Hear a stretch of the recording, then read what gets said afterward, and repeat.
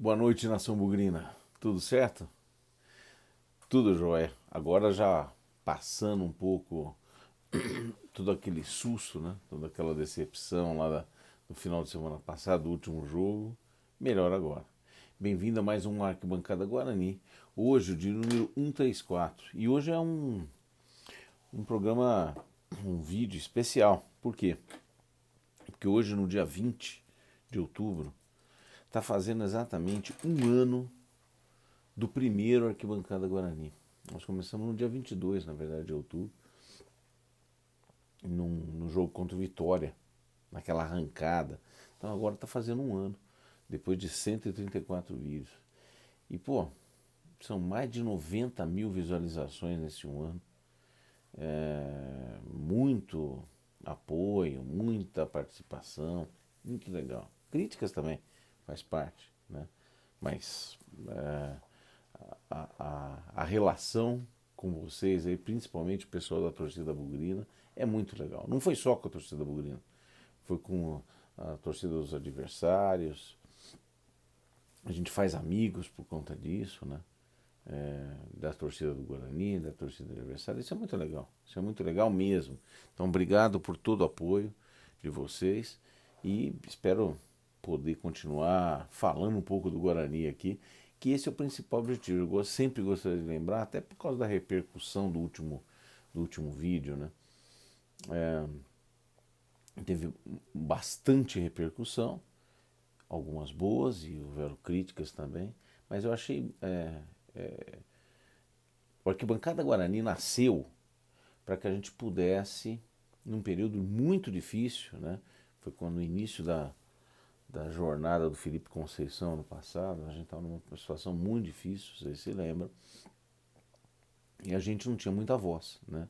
Um período de pandemia, enfim, era todo um contexto. E naquela época, acho que eu já contei isso algumas vezes, uma vez essa história, os meninos, meus filhos, sugeriram, pô pai, por que a gente não começa o canal? Não, um canal, para poder se dar as suas opiniões. Né? E foi assim que começou. Então o que a gente queria era, primeiro, assim como na arquibancada, que hoje agora a gente está começando a retornar, a gente pudesse falar aquilo que bem entendesse. Também na arquibancada, muitas vezes a gente tem as milícias, né? Que ficam fiscalizando, editando, pautando aquilo que as pessoas querem falar. Mas, normalmente, o ideal, a arquibancada perfeita, a arquibancada do Guarani, é aquela onde a gente pode falar a opinião da maneira como a gente bem entende, no calor do jogo, na hora que a gente quer. Né? Mais ainda, criar um canal a mais, um conteúdo a mais, para falar do Guarani. O Guarani sim precisa ter sua marca divulgada cada vez mais, ter seu nome falado cada vez mais nos meios aí de comunicação, inclusive no meio digital. É isso que eu acredito. E com o apoio de vocês aí ao longo desse ano, tem sido bem legal. A gente tem conseguido dar voz, né, ou repercutir o nome do Guarani nacionalmente, pelo menos. Né? O que é muito legal. E a gente espera continuar com o apoio de vocês. Bom, começando a falar, vamos começar por um assunto que rolou pós-jogo. Né? E aí é nível fofoca, porque definitivamente eu não comentei isso, mas ouvi dizer algumas pessoas comentando sobre a possibilidade do Maxwell, que foi bastante criticado, não só por mim, mas por muita gente, de que ele poderia, até por ter um histórico de ter jogado no CRB, ter entregado o jogo, ter feito. É uma bobageira total. Né? Não conheço o Marcos, mas tenho certeza que a falha que aconteceu, a participação dele nesse jogo e nos outros, não tem absolutamente nada de deliberado, é, ter sido planejado, absolutamente nada. Nada. A crítica foi em cima da performance dele. E, gente, para qualquer negócio, para qualquer atividade, para todo mundo que acredita em meritocracia, a performance, seja ela qual for, em qualquer meio, ela é continuamente avaliada e as pessoas deveriam e têm mais ou menos oportunidades em função daquilo que entregam, em função daquilo que performam, né? E um fato, né, é que o Maxwell, nesse curto espaço de tempo que esteve no Guarani, demonstrou e performou muito mal. Demonstrou pouco e performou muito mal. Isso é um fato. De fato, eu acho algumas coisas até interessantes ou curiosas de entender como é que um cara que tem uma performance tão ruim, talvez só aqui, e na carreira prévia dele, ele tenha tido melhores atuações em outros clubes, né? Possa ter tido a oportunidade de assinar um contrato tão longo e com boas condições. Isso não é na minha atividade, mas é nossa de direito, como torcedor, questionar, criticar. E é só isso que foi feito. Nada contra a pessoa, absolutamente. Eu não acredito em nada disso, de que Maxwell tenha nada. Foi numa infelicidade, uma infantilidade a questão do pênalti lá, que claro, obviamente que ele não desejava fazer o pênalti, ele foi atabalhoado, fez o pênalti, e é sobre isso que nós estamos falando e criticando. Acabou, ponto final. Não é contra a pessoa, não é absolutamente em relação a qualquer tipo do caráter da pessoa. Segundo, o que nós conversamos e falamos, e que muita gente falou, sobre o Daniel Paulista. Da mesma linha do Maxwell.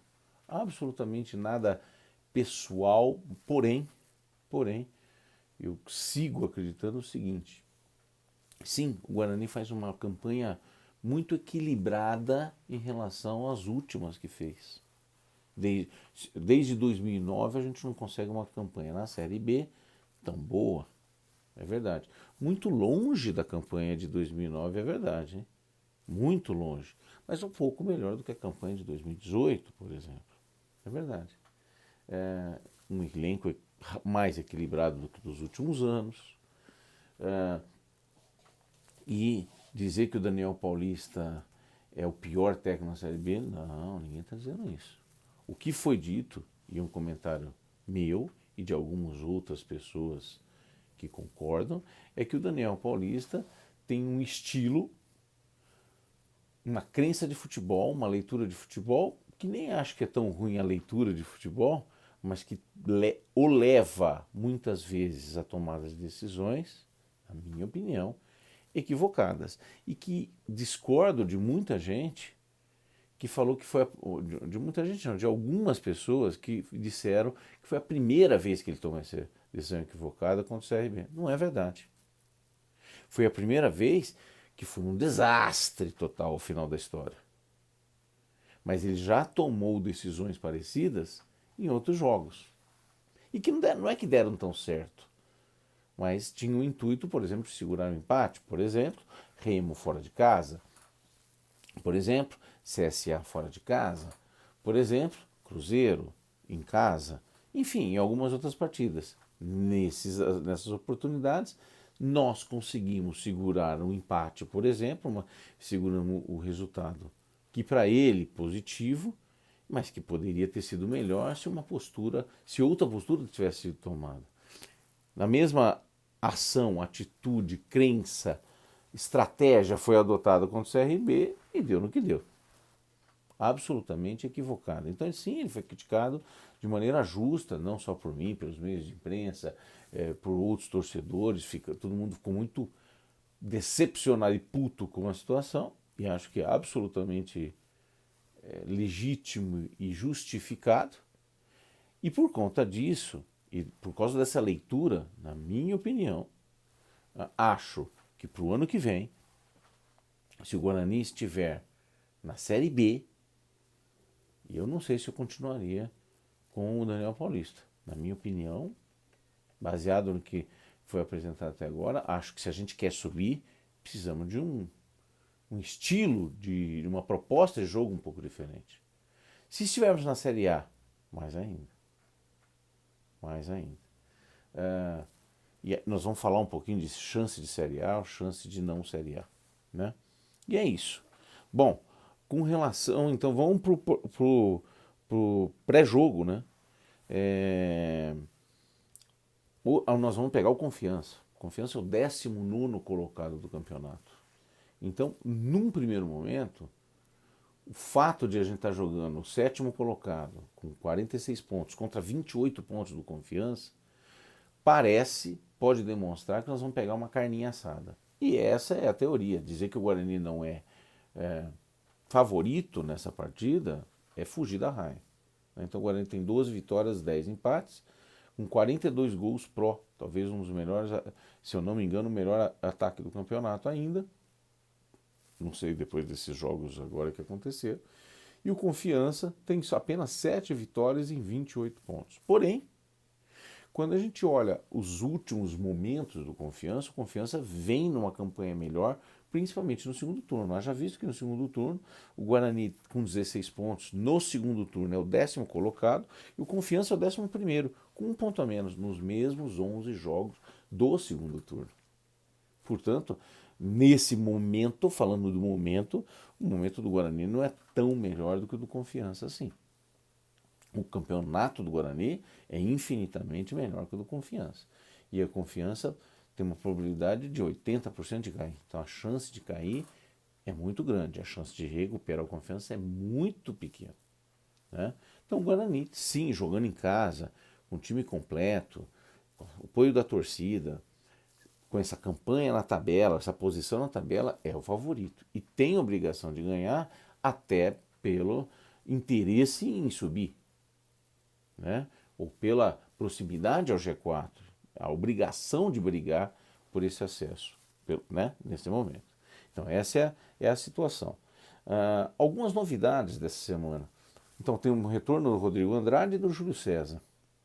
Nós temos vários jogadores pendurados. Quem são eles? Bidu, Eliel, Carlão, Lucão, Ludic, Rafael Martins, Índio e Sávio. Esses caras estão todos pendurados e a maioria deles, tirando o Índio e o Sávio, já vem trazendo esses 2 cartões amarelos há alguns jogos, há algumas rodadas.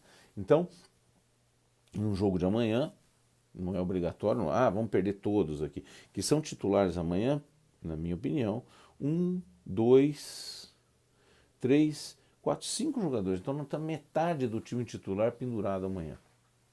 É para os próximos passos do campeonato, um fato preocupante, com certeza. Falando um pouquinho de chances agora, avaliando um pouco a situação do Guarani no campeonato. A gente tem vários sites aí que calculam probabilidades em função do histórico dos jogos em casa, como venceu, como não venceu, atual situação e tudo mais, se ganhou mais, se ganhou menos. E 2 referências em relação a isso, uma é da Federal de Minas, que dá que o Guarani teria uma chance de acesso hoje de mais ou menos 13,7%, quase 14%, e o chance de gol não é muito diferente, 15,2%. Por falar nisso, muito próximo de como o Guarani estava aproximadamente de 14%, 15% na última rodada. Então, há uma rodada atrás, quando a gente ia jogar ainda com o CRB, a gente estava na situação de 15%. Então alguém pode falar assim, então não mudou nada. Viu como não foi tão ruim assim o empate com o CRB? Mas nós temos uma rodada a menos para tentar aumentar essa probabilidade, né? Para subir nós vamos ter 100%. Só lembrar disso. Para o jogo de amanhã, as probabilidades variam um pouco, porque acho que as premissas adotadas são um pouco. Mas o Guarani, sim, os números mostram que somos franco favoritos para o jogo de amanhã. Então nós temos pelo menos 75% de chance de não perder a rodada amanhã, né? E quase 50% de chance de vencer o jogo amanhã, né? Contra 33%, que seria a probabilidade normal, né? A probabilidade matemática, né? Então os números mostram, por tudo que nós já falamos, que o Guarani tem boa chance de vencer. Qual é a situação do Guarani no campeonato hoje? E eu vou comparar de novo com o campeonato do ano passado.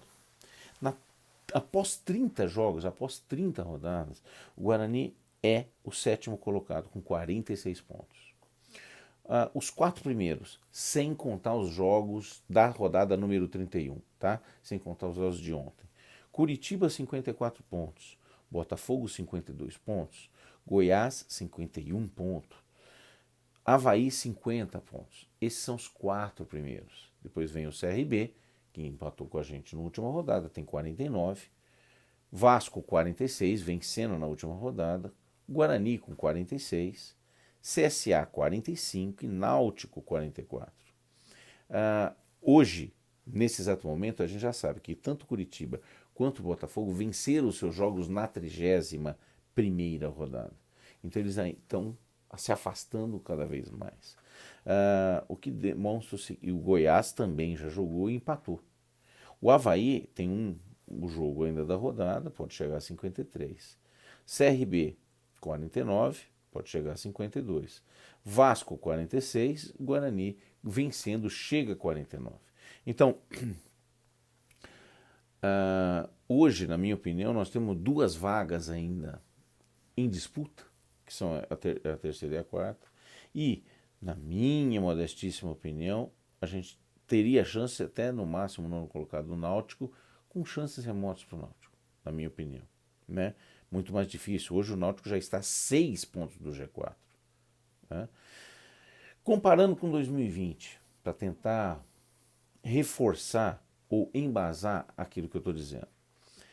Na mesma 30ª rodada, como eu falei na última, então do 29ª para a 30ª não mudou isso, os 4 primeiros são os 4 que finalmente, ou lá na última rodada, subiriam.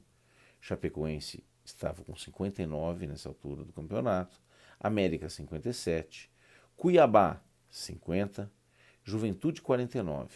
Então o fim do G4 era o Juventude com 49 contra hoje o Avaí que tem 50. O quinto colocado hoje é o CRB que está 1 ponto atrás só. Na época era o Sampaio Corrêa que tinha 45 pontos, ou seja, o quinto colocado estava 4 pontos do G4. Em sexto lugar era o CSA com 45 pontos. E em sétimo lugar, o Avaí, que tem hoje a mesma pontuação que o Guarani, com 2 pontos a menos. Tá certo? Então, a distância era do sétimo para o Juventude, que era o quarto, eram de 5 pontos. No caso do Guarani, para o quarto, são de 4 pontos. E depois, em oitavo, o Guarani estava com oitavo com 44. Então, na mesma rodada, no ano passado, a gente tinha 2 pontos a menos do que temos hoje. E a Macaquinha tinha 43 pontos, era nono colocado. Então, alguns fatos. Os 4 primeiros colocados do ano passado não mudaram até o fim. Mais ainda, sim, é fato dizer que esse ano a coisa está mais equilibrada, a coisa está mais disputada. Né? A disputa é mais acirrada.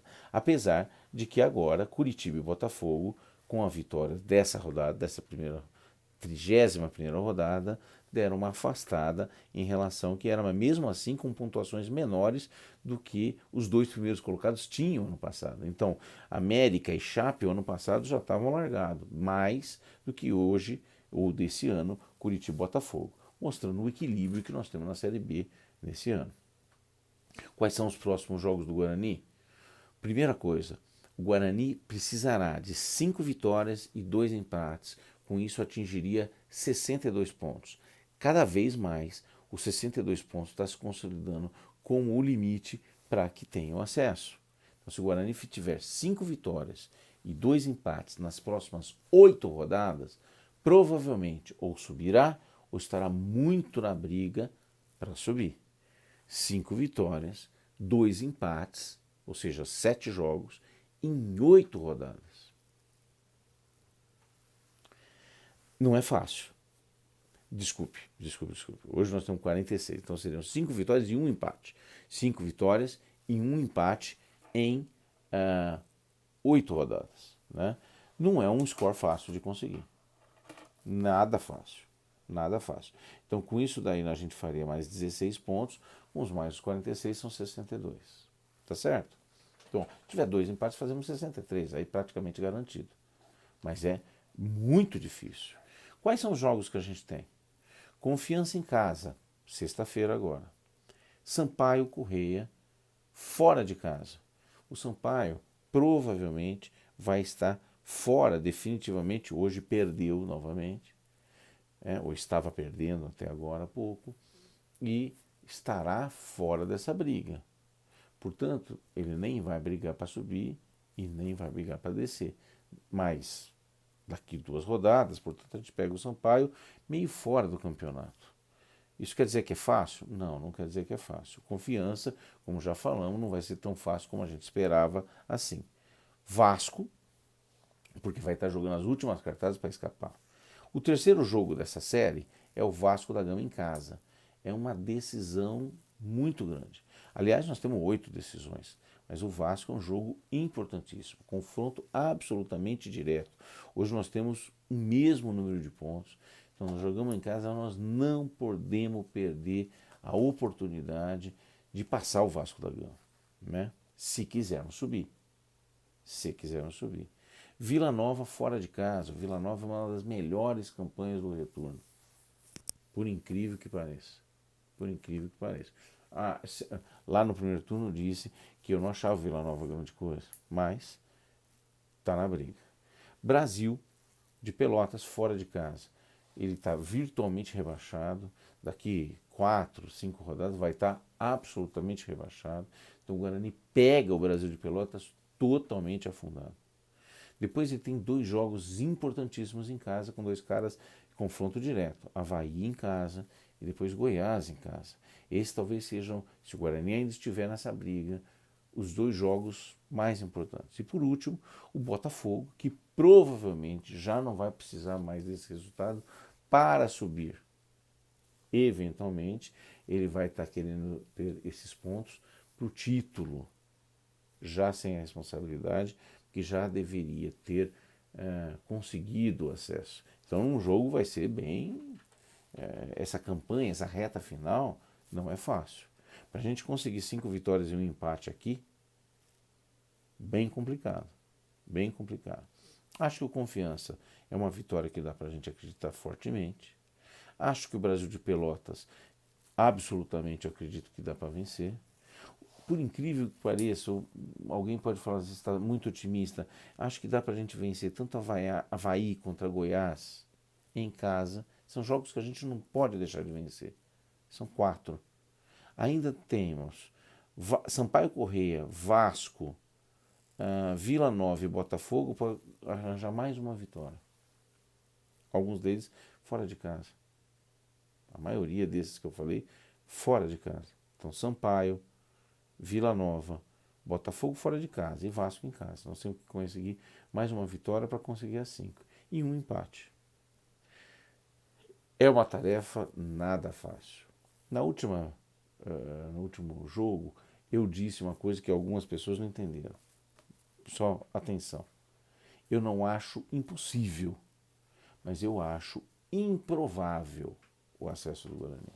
Muito difícil. Probabilidade baixa. Já visto os 15% que vários sites de cálculo estão dando. São 15 chances em 100. É só isso que eu estou dizendo. É possível? Claro que é. Se ele ganhar esses 5 jogos, principalmente dos jogos de confronto direto, nós subimos. Se nós ganharmos, olha aqui, do Confiança, do Vasco, do Brasil de Pelotas, Avaí e Goiás, eu diria para você que a gente sobe. Porque a gente vai estar ganhando e ganhando dos times certos. Com mais um empate, praticamente subiu. E cada vez que a gente ganha um confronto direto, a probabilidade de que essa pontuação necessária caia aumenta ainda mais. Né?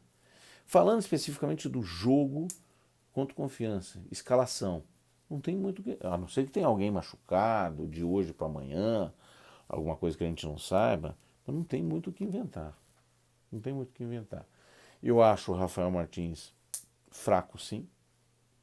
Eu já teria testado o Arthur Gazzi, mas, sinceramente falando, trocar ele agora nesse último só seria uma mudança para desestabilizar elenco, criar blá blá blá, conversa mole e tudo mais. Então a escalação, que eu acho que vai ser a escalação que ele vai optar, é Rafael Martins, Diogo Matheus, Thales, Carlão e Bidu. Bruno Silva, Rodrigo Andrade de volta, Regis no meio de campo. No ataque, Sávio, Todinho e Júlio César. E é isso. É isso. Não acredito. Se todos estiverem bem, esse é o time titular, é esse o time que ele entrará, e eu acho que é esse o time, é o que temos de melhor para entrar nesse jogo contra o Confiança, que é um jogo, como disse, não vai ser fácil, um jogo importantíssimo para a gente. E se a gente não conseguir ganhar do Confiança, esta probabilidade, que hoje é baixo, diminui ainda mais.